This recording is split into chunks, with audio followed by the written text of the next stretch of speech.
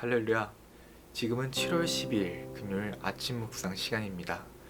오늘도 말씀으로 하루를 시작하는 모든 분들에게 하나님의 은혜가 가득하기를 소망합니다.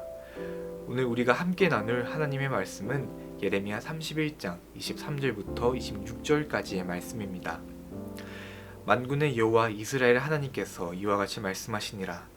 내가 그 사로잡힌 자를 돌아오게 할 때에 그들이 유다 땅과 그 성읍들에서 다시 이 말을 쓰리니 곧 의로운 처소여 거룩한 산이여 여호와께서 내게 복 주시기를 원하노라 할 것이며 유다와 그 모든 성읍의 농부와 양들을 인도하는 자가 거기에 함께 살리니 이는 내가 그 피곤한 심령을 상쾌하게 하며 모든 연약한 심령을 만족하게 하였음이라 하시기로 내가 깨어보니 내 잠이 달았더라. 아멘.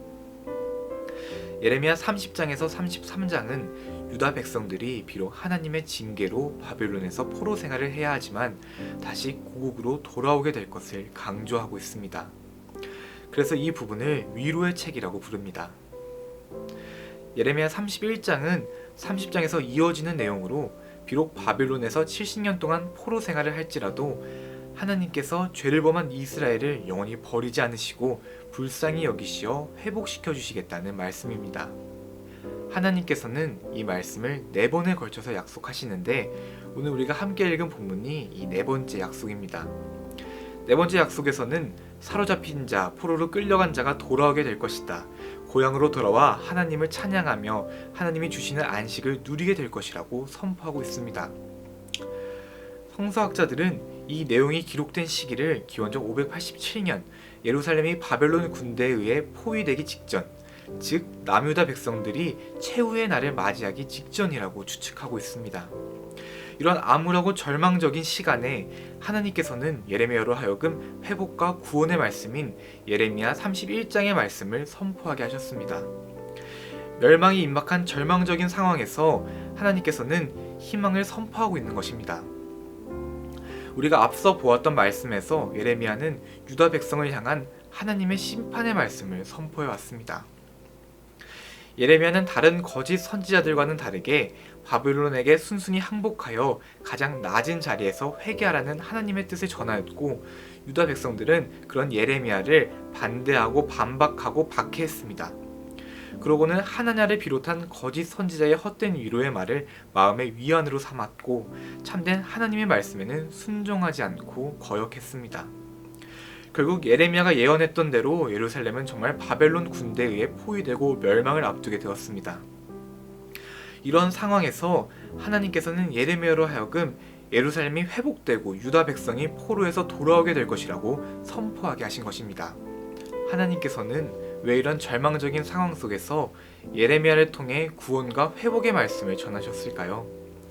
지금 닥쳐오는 재앙과 멸망은 그동안 유다 백성이 하나님께 등을 돌리며 하나님의 백성이라는 정체성을 부인하고 하나님의 뜻과 상관없는 삶을 살았기 때문에 찾아온 당연한 결과물이라고 할 수 있습니다. 그럼에도 하나님께서는 자기 백성을 절대 버리지 않으신다는 것을 그들에게 말씀해 주기 원하셨던 것입니다. 그래서 이 절망적인 순간에 그들에게 소망의 말씀을 주셨습니다. 성경을 읽다 보면 하나님께서 자신의 백성에게 징계를 내리시는 모습을 우리는 볼 수 있습니다. 그러나 우리 죄로 인해 받게 되는 하나님의 징계는 우리를 단순한 절망의 나락으로 몰아가기 위함이 아닙니다. 우리로 하여금 절망 속에 자포자기하며 하나님께 등을 돌리게 하려는 것이 아닙니다.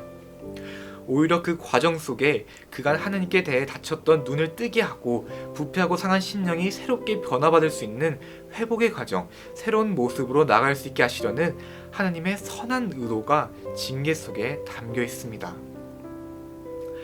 회개하고 돌아올 때 하나님은 우리를 회복시키시고 새롭게 세워나가실 것이라고 믿으면서 주님께 향한 소망을 더욱 든든히 붙잡아야 합니다. 우리의 죄로 인해 빠진 절망 속에서도 끊어지지 않는 하나님의 희망을 우리는 바라보아야 하는 것입니다. 하나님께서는 죄를 범한 하나님의 백성을 바벨론의 포로로 보내셨지만 그들을 돌아오게 하시고 회복시켜 주셨습니다. 그들이 이방 땅에서 70년 동안 눈물 젖은 빵을 먹으며 고통의 세월을 보내야 했던 것은 매일매일의 삶에서 하나님의 말씀에 순종하지 아니하고 하나님의 뜻과 상관없는 삶을 살아가며 하나님과의 언약을 깨버렸기 때문입니다. 우리도 세상을 살아가면서 하나님과의 관계가 무너지고 하나님과의 약속을 깨버리게 될 때가 찾아올 수 있습니다. 하지만 그런 순간에도 하나님께서는 우리를 절대 포기하지 않으시고 절대로 놓지 않으십니다. 우리가 하나님을 떠난 그 순간에도 우리를 다시 돌아오게 하셔서 새 언약을 맺어주실 것입니다. 그런 하나님을, 우리를 끝까지 포기하지 않으시는 하나님을 믿고 의지하며 오늘 하루도 주님과 동행하는 사랑하는 신일교회 성도 여러분이 되시기를 간절히 소망합니다. 기도하시겠습니다. 하늘에 계신 우리 아버지여, 이름이 거룩히 여김을 받으시오며 나라가 임하시오며 뜻이 하늘에서 이루어진 것 같이 땅에서도 이루어지이다. 오늘 우리에게 일용할 양식을 주시옵고 우리가 우리에게 죄 지은 자를 사하여 준 것 같이 우리 죄를 사하여 주시옵고 우리를 시험에 들게 하지 마시옵고 다만 악에서 구하시옵소서. 나라와 권세와 영광이 아버지께 영원히 있사옵나이다. 아멘.